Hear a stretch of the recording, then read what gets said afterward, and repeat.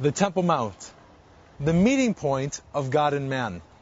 King David's dream was to build here a temple which the entire world would look towards and flock towards as communicating with the heavens above.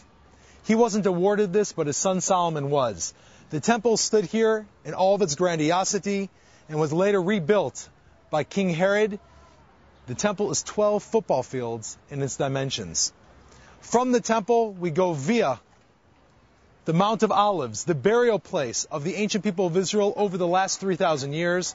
This is the Mount of Olives from the last 250 years, and beneath these homes is the Mount of Olives from time immemorial, from the time of David until the destruction of the first temple, with a reflourishing during the second temple period. And here we have the greatest place to uncover the secrets of the Bible, the city of David. The city of David is here. Man is here. King, the king's palace is over here, beneath that green tarp. And the temple, the place of God. God, king, man, on one hilltop. Here we can understand Abraham as he looks out and he sees the place where he's going to sacrifice his son Isaac.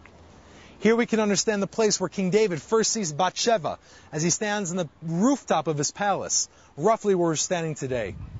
Here we can understand the cry of the Jewish people to return to Zion as we stand and we see the crowning glory of our achievements in Israel, biblical Jerusalem.